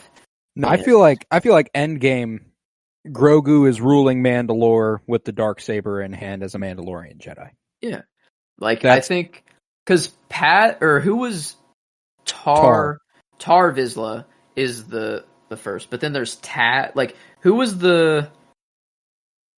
You've said that name a few times, and I have no idea who you're talking about. I swear there's someone, because Tar, he was a Jedi and a Mandalorian. He was in the Jedi Order, right? Himself. And he brought unity between the Jedi and the Mandalorian. There was a peacetime between them. But then I thought that there was someone else in the Vizsla family that did something. I don't know. I thought it was a brother to Tar Vizsla or something that, I don't know, that maybe sparked everything. I don't know. Or maybe this is just, I don't even know where I heard this from or where I'm going off of. But I guess I really, really, really I just want it to be true that scene that everyone thinks is Order 66 is, I guess, Tar Vizsla. Because does that make sense if Tar Vizsla's breaking in? Because he would be that doesn't make sense. It wouldn't be Tar Vizsla, or would it just be just a lot of Mandalorians fighting? My money would be on just a bunch of Mandalorians breaking that bitch down. Granted, I also, that's that era, the old Republic. That's lost on me. That's where I'm out. I'm pretty good with High Republic and beyond. You go further back than that, and that's when you're getting into the video game stuff and Revan and Bane and all that, and it's just not my bag. It's not stuff I've gotten into. But regardless, I'm so excited for what this season holds, and I think that we're heading in the right direction, if I had to say so myself. Oh yeah. Every week, 2 episodes. Every week, maybe. For a little bit, 2 episodes. For a little bit, for 4 more weeks. Or this is the last 2 of the Bad Batch release at the same time. Yeah. So 3 we're more getting. weeks. This is nuts. We are getting 29 Star Wars stories in the month of March. When you consider Mandalorian, the Bad Batch, all the comics, it's 29 new Star Wars stories in the month of March, which is fucking crazy. 7, 8, 9, 10, 11 episodes in the month of March. TV. 11 of those are episodes. That is nuts. Hey, we're gonna keep busy, man. We're gonna keep busy. But I think it's time we talked Bad Batch. And Kyler, thank you so much for joining us here to discuss this. You have any last thoughts on The Mandalorian? Yeah, I'm just gonna take one more moment to pitch my Din Djarin dating show idea. Basically, Grogu is the final leg of support. If Grogu likes them, then Din can be with them. That's it. That was all. I'll be the host gladly. I'll take any chance I can to be as close to those two. But otherwise, Thank you so much. I would pay just egregious amounts of money to watch that show. The Hosted. Mandalorian Bachelor, but also Grogu's just there to be like the final say, like basically. Well, I mean, like, I don't think you have to like put it in the rules of the show that Grogu is there to say like yes or no. I think Din would just look like he'd be like Din goes on a date and Grogu's just sitting next to him. He's like, "What's up?" He's like, "You feeling this one? The vibe? This one? Is this the vibe? Is this the vibe or not? You good? No, all right. Hey, you gotta go, shorty. I'm sorry. You gotta get the fuck out of here. Him, her, it don't matter. Hey, I'm whatever. Hey, Din. Hey, get that man. Hey, he needs a good partner eventually. But I don't. Am really I care too crazy to think that Din might? I just want want to have a hand this in season. Yeah. Like the Pedro Pascal quote tweet of him saying that he feels like he's going to play Din for the rest of his life. That either makes me feel really good and that this character is going to be around for a very, very long time. What if, like, I don't want to get in the mind that Din's going to be around for forever, and I'm going to have him for 10 years or whatever, whatever, and then he dies, and then I'm like, oh my god, I no longer have Din Djarin. No, Din Djarin will die. It's just not in season 3. I don't think that either. I don't think it's season 3. It would be the finale if it is, but I think it's more of like a season 4 or 5 sort of thing if it would happen. But I don't know, like, what does that mean that he's gonna play it for the rest of his life? What is that like? How many seasons? What does that mean? What's their plan for this show? They don't have one, man. It's never been more clear that this era of Star Wars is for the creators to have as much fucking fun as they possibly can. They are playing in a sandbox right now. And they're having the time of their life creating the shit they want to create. True. Let's let them just do it. Let them run wild. I agree. But let's talk Bad Batch. What do you say? Hell yeah. But it's Bad Batch time, bitch. Man. What's up, Joe? Oh, what up, Bad man? Batch, baby. It was another goodie. We're spoiled with Star Wars content right now, Dude, today was such a good fucking day. And that's the thing, is that I think this episode is being a little undermined, or pushed down because of the Mando episode, but this episode was one of the best of the season as far as, just like implication, like big story, like things that are happening, and it was just overall good. So man, this was a fucking goodie. I don't want Star Wars to do this ever again. I don't want them to overlap releases, man. I don't like it. Wait, I like really? it.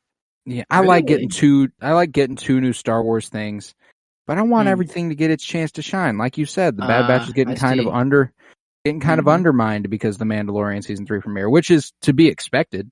Like, of course, the Bad Batch isn't as big a deal as the Mandalorian season 3 premiere, but that feels like all the more reason to not put out the Mandalorian at the same time as the Bad Batch. At least stagger it, The Mandalorian used to be a Friday release. Why aren't we doing that anymore? I wonder if like Plan 99 and the Mando episode or something's gonna line up.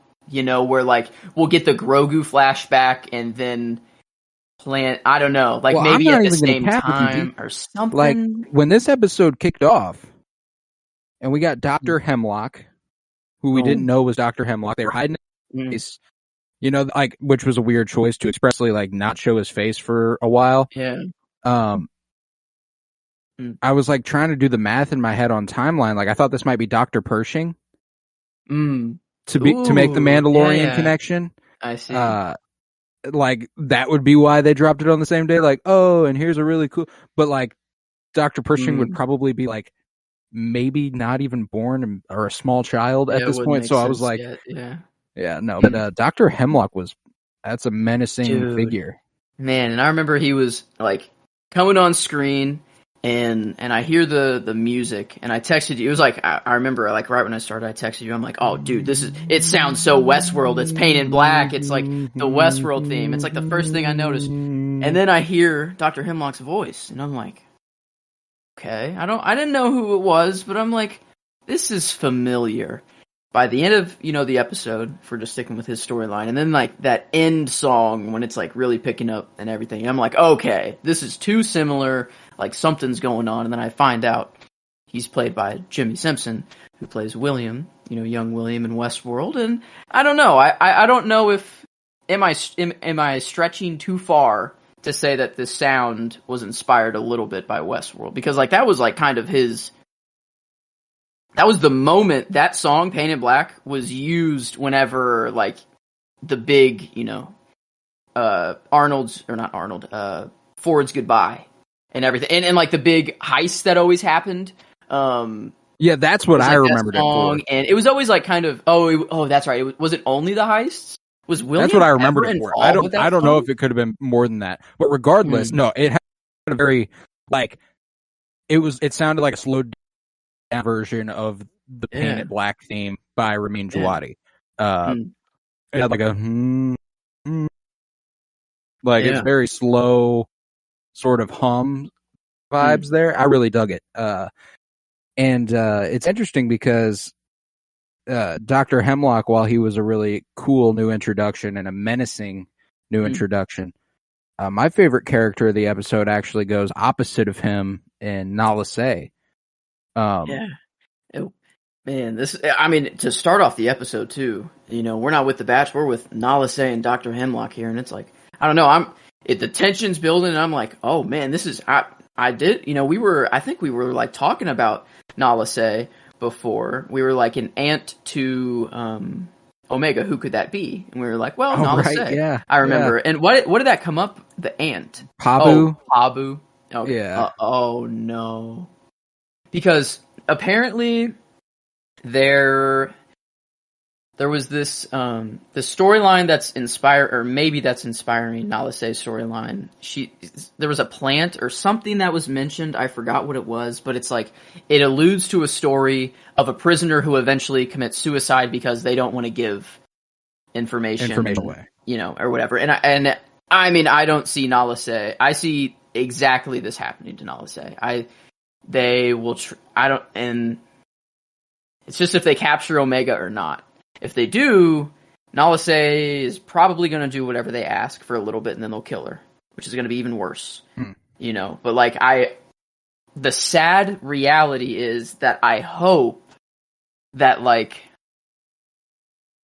I really hope Omega doesn't get captured, and if that happens, Nala Se's future isn't probably the longest, isn't the brightest. No.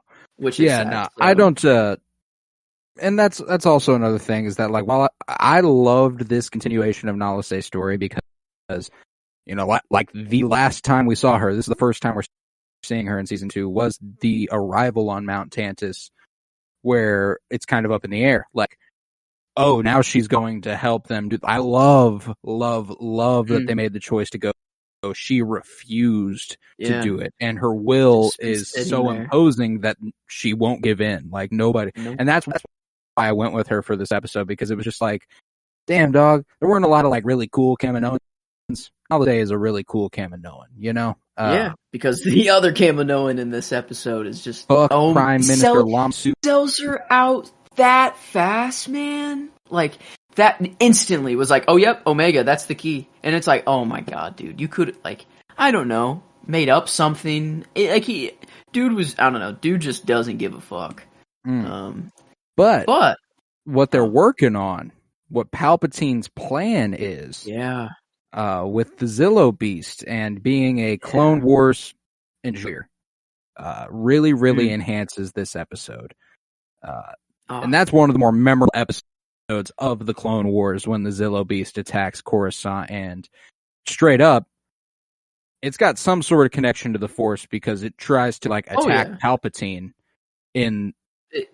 There was a theory where these were like the first Jedi, before there were humanoid Jedi and Sith, that these were like the things that were battling, and versus whatever I guess, I don't know if this was the good or the bad. I'm not sure. I guess their armor is impenetrable to blaster, but could a lightsaber go through it, or did they actually have trouble with that? A lightsaber. I don't think they could do it in the Clone Wars. I don't think they could get a lightsaber. Seems that it's more of like a Sith like they created it to like, or I don't know, I guess just maybe it was a creature naturally evolved. Naturally evolved to, I guess just be true. that just indestructible type shit. And nah, man, frankly, I was ready to spend the entire episode with Dr. Hemlock and Nala Se and on Mount Tantus, and then we cut to the Bad Batch, and I'm like, oh, dope, fuck yeah. And to kick off the episode with them being like, talking to Sid and being like, yo, straight up, we do not fuck with you right now. What you did was shitty. And she's like, oh, you guys seem to be forgetting my token of goodwill. What fucking goodwill, bitch? No. What goodwill? Fuck Sid all the way. I put this as my favorite scene here, is whenever they confront Sid, because like finally, like they didn't put their foot down too hard. But Hunter's say, like, what if we don't come back? Yeah, that's my favorite line, is I think it was, what makes you think we'd come back at all, or something along those lines. But like finally they're realizing their own worth, and like the only reason they have to stick with her is because she'll rat on them instantly to the Empire if they leave, probably. Just knowing her, she's that much of a point there. Yeah. Being like, well, it would not be the wisest thing to part ways with Sid so abruptly. We should probably try to at least finish this job. Yeah. Well, how hard can it be to go fetch some cargo, And my favorite scene actually comes at the ship when they like arrive to the wreckage, and they're like slowly like, yo, whatever did this isn't human, and it's still here. And like Tech goes its separate way. Too, even danger. Yeah, that's all you hear. No, that shit was like, if I'm a child watching this, I am scared. That's the thing. Oh, they knew that everyone's going to be watching this right after Mando, so it's going to be like 3 a.m. for some people, 2 a.m. It's going to be super. It was perfect. Yo, it had like, I'm a grown ass man. It had me on edge a little bit. I was like, yo, it's a little freaky. Like even with the Delta droids, like with the. Like at the beginning of like showing like the one final guy that was remaining, and like that's the thing. Their weapons are. All they do is they help the creature. They don't, and that's the thing, is that like, was the plan from the get go to have this thing here, have it break out, have it grow, suck up this power supply, have the Empire come in, save it, have the Empire look like heroes, and then also they get, what they want out of it from initially. They want the creature fully grown, or at least big, so they can harvest its armor, or... My money is that where it ends up is where they intended to take it.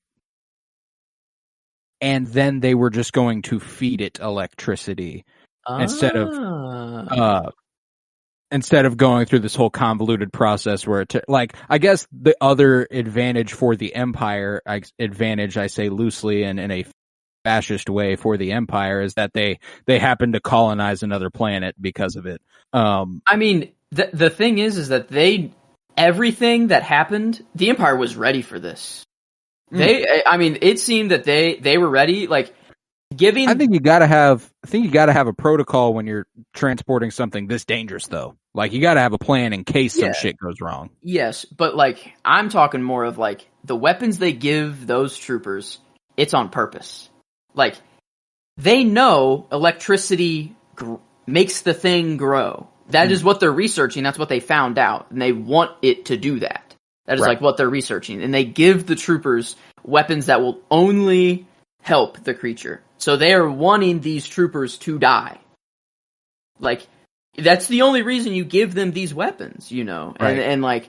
And I feel like it's exactly that. They get to colonize another planet because of this. They, I don't think it's a coincidence that the ship crashes right next to the power station of the town. Right. And then so it breaks out, it's hungry for power, it goes straight there, it grows, the whole town sees it happening, it sees the Empire swoop in, save the day, take it away, and then so like, in the Empire's mind, it's like, yeah, we just saved your planet, so you'll be glad to accept us and let us colonize you now, is like, what I'm thinking, because like, this is just one example. What if this is happening across multiple planets. Like, this was just one station. But, like, is this the only one that they were cloning? Is this the only successful one? I don't know. Like, maybe this is happening multiple places, because that's a very easy... That's a good plan, you know, in air quotes. Good plan to colonize a planet, but, like, for the Empire, it works, you know. But... Right. Evil, but works. No, yeah, I don't know. I don't know if I'm thinking too much into it, though. I could be. No, see, because I think you're onto something with the whole giving them electro weapons. Like, that's. And it could. They're trying to maybe phase out, because are those volunteer troopers at that point? No, those are the Delta. Yeah, so those are still clones. Maybe they're just trying to phase them out, and it's just. Well, the other thing another is way to that, phase like, them out. Nothing penetrates their armor anyway. There's no weapon that they can give them that will actually protect them. So, but I mean, giving them the weapon that is advantageous for the you know, like, yeah, I don't know. They have this technology that whatever beam they shoot at it to cook it and dismantle it at the end. They have that technology. You know, I guess it has to be on a ship maybe, or that big. But I mean, they were ready. They knew this would happen. They swooped in, just shot it 3 times with the laser, grabbed it, and left. I feel like that this is not the first time, or maybe this is the first time, but this is not the only time that this is going to happen or will happen. No, yeah, especially given the whole cloning thing, it seems to be that they're obviously a few versions of the Zillow Beast. In that cloning team, is there... Okay, in IMDb, there is Amiri Carr, which is the, like, scientist lady with, like, the red goggle glasses in this episode. And she's played by Keisha Castle-Hughes. And apparently she played... was it Queen Amidala? Or something in Revenge of the Sith, or something like that. I saw. Queen of Naboo. Yeah, she played Queen of Naboo in the non-speaking role in Revenge of the Sith. She was the stand-in actress, I guess. But then there's also Helen Sadler, and she's credited for Dr. Scalder. And the character, I mean, like... Keisha Castle-Hughes and they're a more separate notable... characters, right? Like, I guess the characters that they play in this show. Yeah, they're 2 different characters. Helen Sadler is also rather established as well. Very big Star Wars voice actress. Book of Boba Fett. Wow, she was Ishi Tib Guildmaster in Book of Boba Fett. Well, as soon as I looked it up and saw Keisha Castle-Hughes, Keisha Castle-Hughes plays the successor to, or not the successor. It would have been a few queens down the line after Amidala. She's at the funeral for Padme. More notably, she is in Game of Thrones. She is one of the daughters of Pedro Pascal, one of the Viper sisters. Oh, that's sick. Yeah. Dang. The crossover. Very cool. They never stop. Too many Game of Thrones and Star Wars. I don't know. It just makes sense. It always does. It always does. I love these franchises crossing over, but yeah, man, it was a fucking goodie. I just really, really enjoyed it. And like coming off of a Mando season premiere, which I was so fucking excited for, and I was so happy to be watching, and I loved watching. I'm 100% certain my favorite episode of television from today was The Bad Batch. Ooh. Okay. I guess as a single episode of television goes, if I just want to watch one episode, I'm watching the Bad Batch episode. Yeah, and don't get me wrong. Okay, maybe that's the wrong way to frame it. I think when it came to the Mandalorian's rating, I think I would put that higher on enjoyment. I think I'd put this higher critically. I think this is the better episode of television that was released today. Yeah. I think that'd be a better way to frame it. Because if I'm just going to turn something on, I'm not going to lie to you. I'm going to turn on the Mando Season 3 premiere. It makes me very happy. Just because it's the Mandalorian. True. Yeah. I love that they're not straying away from the sequels. I mean, this is like, it's front and center. Like, this is like I feel like the storyline, like that they're going with the bad, at least like that's not the Bad Batch specifically. Like they're The involving Imperial Palpatine side of things and the Empire side, like all the background stuff that Palpatine has been doing.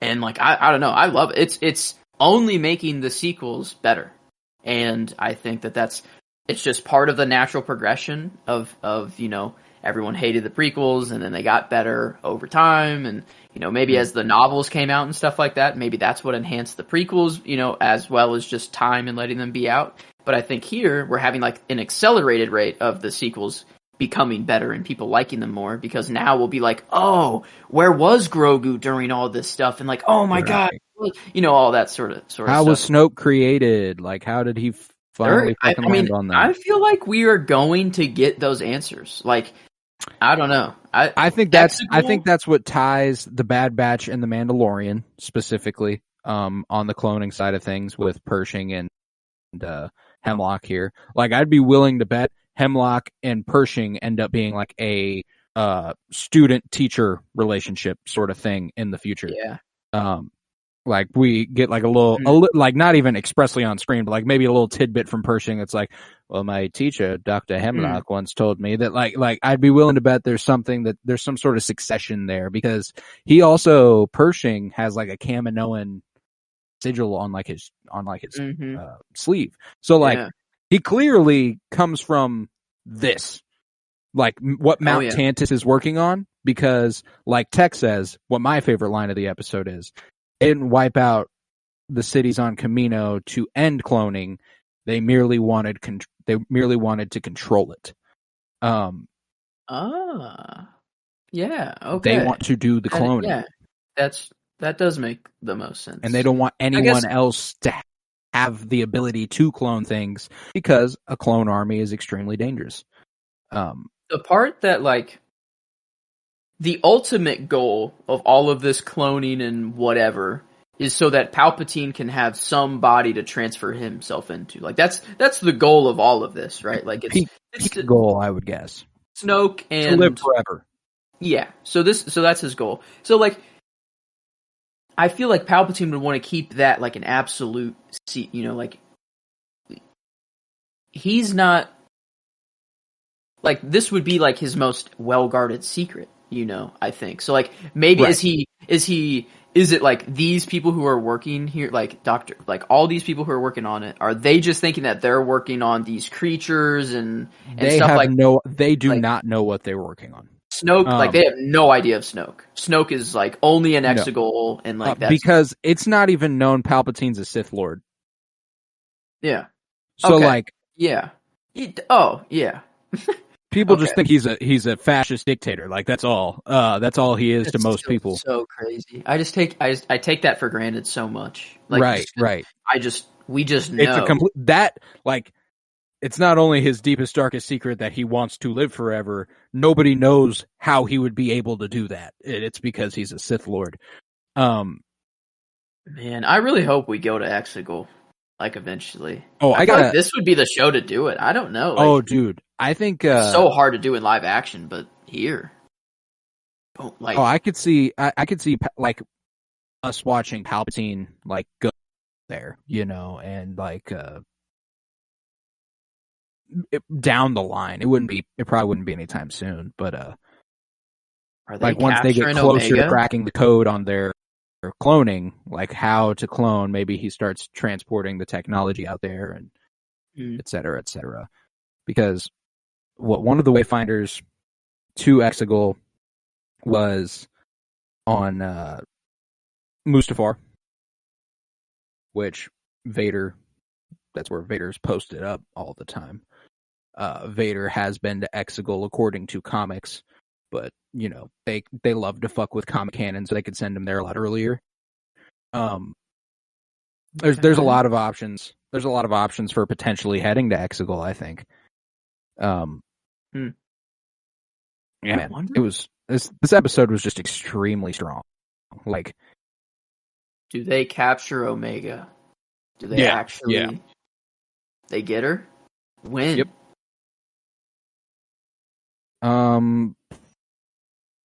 Within the next couple episodes. I think episode 13. I'm gonna make a prediction. Pabu and that's Nala Se's goodbye. Episode 13. If I'm Gotcha. just take a guess. So I'm assuming we got one episode in between there. Omega gets captured next episode.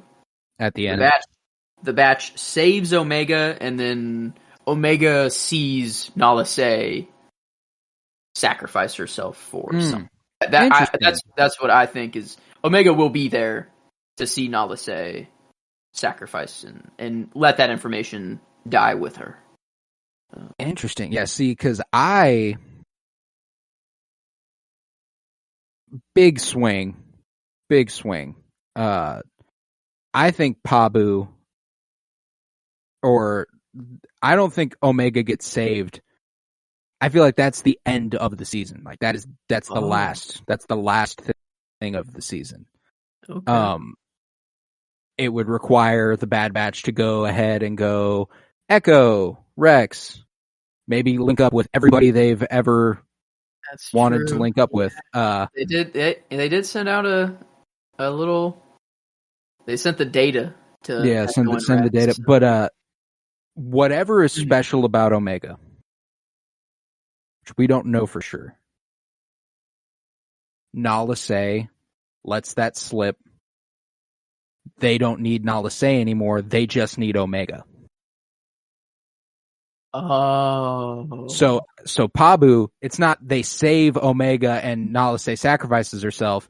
Nala Se gives up the wrong information, dies because they don't need her anymore. All they need is Omega.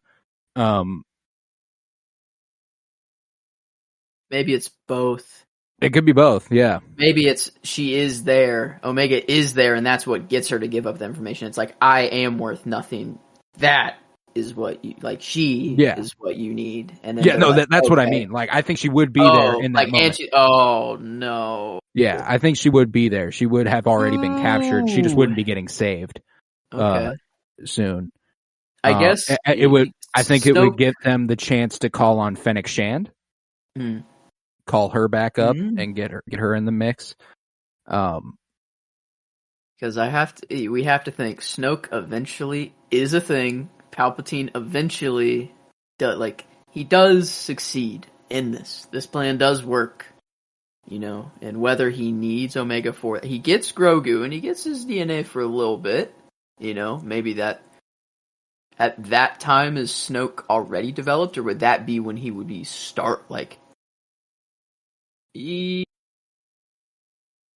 because would it make more sense? No, yeah. This is too early for Snoke. Way too early for Snoke. Yeah, it would be the baby steps of creating Snoke at this point. It could be trying but failing. Would be where my money's at. Make total sense if Grogu's the key though. Like that's the last little bit they need, because if the theory I really want to be true, that the Yoda species, their species is just the Jedi. Right. And they are, kind of grown, or just one every 250. Every now and then one just pops and, I don't know, something. However it happens. Right. And then it would make sense that Palpatine wants, the Sith alternative to that is trying to not have it come from nature and try to just make it yourself. And it looks so decrepit, I don't know. I think it makes a whole lot of sense. And that's another reason why I think Omega could be a key. I spit out that theory a couple weeks back or whatever that she might not have been cloned to be Force sensitive. She might be a clone who happens to be Force sensitive, which Nala Se would probably know somehow due to her M count or something and keep that to herself. So I guess that's what Rey is, kind of because Palpatine probably wanted his son's body. Because he wanted Rey's body. He was going to go into Rey's body and take it over, that was what he's going to do. But he probably would want it to happen, with his son. Or was the blood, it was his blood, the son or the daughter? The son. The son was his perfect strand cast. Yeah. So, I would assume he would probably want to take over that body because he's a male and he's Palpatine. He's definitely misogynist. So he, that was probably plan A, and then it didn't work because it's the first clone and whatever. But Rey just so happened to be born from that clone and a natural, just a real person. And so Rey was now able to, like, Palpatine could go into Rey's body now. And maybe that was the plan all along. Maybe Palpatine knew that, and that's why it all led up to this moment. Rey, doing everything. Like, maybe that was his plan all along. I don't know. And he knew it would have to be a generation removed, sort of thing. And maybe, so I guess if it is that way, then Omega would either have to be that version of Rey, she would have to be the kid of a real human and a clone. How would she? But she is a clone herself. Yeah, she's cloned. So maybe it's the next generation down. No, who's Omega's child? Who does Omega? Does Omega? Does it go there? Yeah, who knows? No way. Is Omega? No. Wait a minute. Where's your head at? Because I'm having a tough time keeping up. Because the timeline always fucks with me. How Gotcha. old would Rey's parents be right now? Right now. Yeah. Rey's parents. It depends. Is Rey born yet? Is Rey born? Rey is not born yet. No, Rey would not be born. Rey is not born until post Return of the Jedi. Okay. So we're not there. Okay. We still got, and it depends on how perfect of a strand cast. Like, we could be going, like, maybe we do see Palpatine's perfect clone be created, his son, who ends up being Rey's dad. That's what I'm saying. Like, is that possible to happen in this show? Like, I think it could be. Like, would that person just be being born, or have they already been born? Like, I guess they would probably not be created yet, but it probably wouldn't be long. If it is a strand, maybe the growth's just accelerated. I guess that. Yeah, so he doesn't have to be a baby. I guess the birth of him can be whenever. Yeah, it's just whoever the wife the is. Mom, yeah. We have no idea. I right? do. It's in a book. It's Actually, Dathan and Miramir.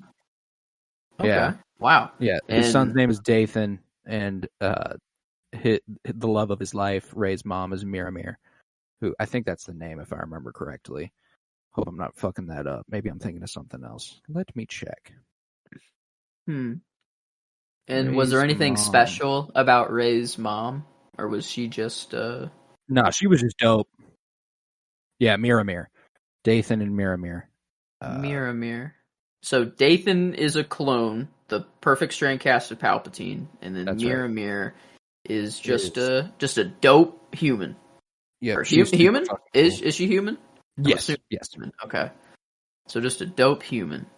How do they meet? Does that known? How they? Yeah, it was a part of that novel. It's because Dathan tries to run away. He doesn't like his dad. Yeah, I see that. Yeah, and tries to escape.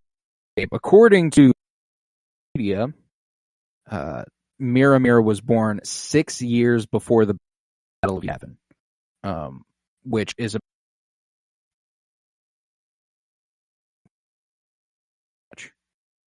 where we're at right now. We're 13.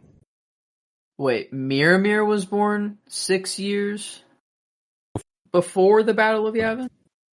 And that is... And we are how far away? That's 19 BBY, whereas she is born in 6 BBY, so about 13 years away. Okay. Oh, we got a lot of time to cover. That's not soon. That's not happening this season, I don't think.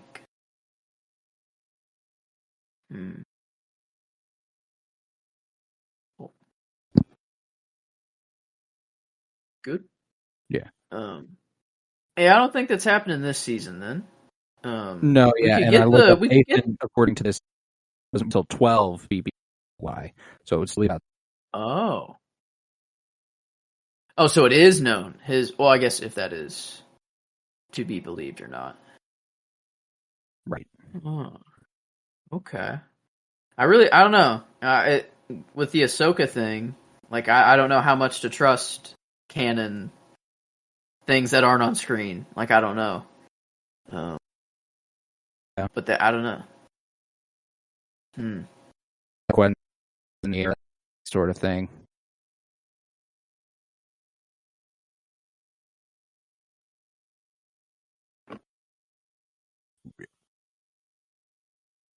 I don't know what the fuck's going on, man. My Wi-Fi is also like I switched Wi-Fi somehow. Mm. My Wi-Fi just changed from one Wi-Fi in the house to a different one in the house, so that's where I'm at. But so if there's been a bunch of static, that's why. But yeah, man, I don't know. All in all, there's a lot of really cool shit the groundwork's being laid for in the Bad Batch, and I'm ecstatic to see where it goes, especially towards the end of the season. I think Omega is in trouble. Obviously, yeah. I think Nala Se is as good as dead. Yeah, it's not looking good at all. Do you think we lose a Batch member by the end of the season? Oh no. And who would it be if we do? No, not yet. No. If it is anyone, it's Wrecker. Yeah. And he sacrifices, and I don't know. He's almost been that a lot this season. Like I don't know. Like I feel like if it is anyone, it's Wrecker. Mm. And maybe I'm just saying that because that's the one I'm the most okay with letting go. Same. Sadly. Because there's just the least compelling story to explore with him. He just needs to eat, and he's strong, and he's comedic relief, and that with Tech, we're actually getting really good story. He's been cool the last episodes.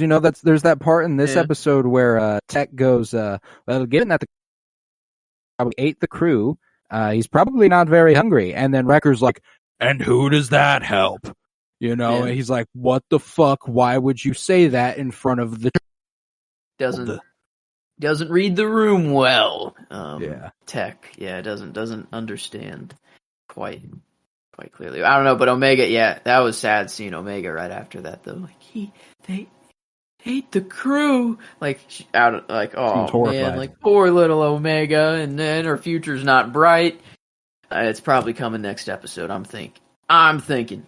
That's the end. Is the Batch is like, oh my fuck, what do we? Well, obviously we're going for, but like, what do we do? Like, we are going up against the whole Empire now. Like, and we can't be known from the Empire can't know that we exist.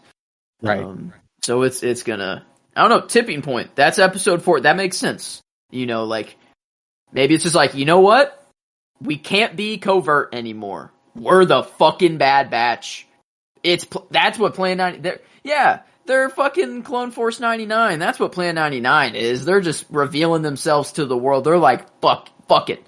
We're the Bad Batch, and we're doing this shit. Come join us, clones. And sadly, all the clones die because we don't see them at all anywhere. And the only ones we see are homeless and on the street and begging for money. So nothing but good stuff in the future for the clones, but we can hope. Yeah. But we can hope. We already know. We can always hope. I could have just been that guy. True. They could be in a utopia somewhere, in an unknown planet. I don't know. Fuck it. They recreated Topoka City. Maybe they're back on Kamino. They're inside Kamino. It's actually an inner planet, and all the Kaminoans are chilling there. They're hidden. Yep. It's the reverse of Tatooine. Exactly. Instead of returning water from the core of the planet, all of the water is on the exactly. Yeah. Planet, mm-hmm. And they can hang it. Exactly. I don't know. I think we got the season on the nose. I think. Yeah, I think that's it. I don't think that's just exactly it. So, all right. But with that, I do Been a good day. I think we'll conclude this episode of Rebellion's Bloom. We covered the Mandalorian season 3 premiere earlier with Kyler Barnett, who unfortunately had to leave us a little bit ago. Couldn't join us for the Bad Batch discussion, but thank you so much, Kyler Barnett. Absolutely. And thank you very much, Joseph George, for being here, buddy. Oh, thank you for having me. It's always a pleasure to be here. And I was going to fill in the absolutely if you didn't. I was going to stand in for him. So I'm glad we still got it, though. Need it. But. You always need it. But if you would, head to patreon.com/PennyBloomPod, where you'll find over 50 hours of exclusive content, including all sorts of comic book pull lists, book reviews, movie reviews, Mando Season 3 predictions, a review of Ant-Man and the Wasp Quantumania very recently, all sorts of shit over there. 50 hours of exclusive content and more. If you pay $3 a month, you can support this podcast financially, which is huge because it costs us money and I don't make any off of it unless it's over there. So that would be huge. Head to Twitter, follow at PennyBloomPod, follow on Instagram at PennyBloomPodcast. Remember to leave a 5-star rate and review wherever you are listening. And remember, peace, love, and bloom. Fuck, I can't wait for Mando season for Mando episode 2, man. I'm just so fucking excited. I'm so fucking ready. Bye.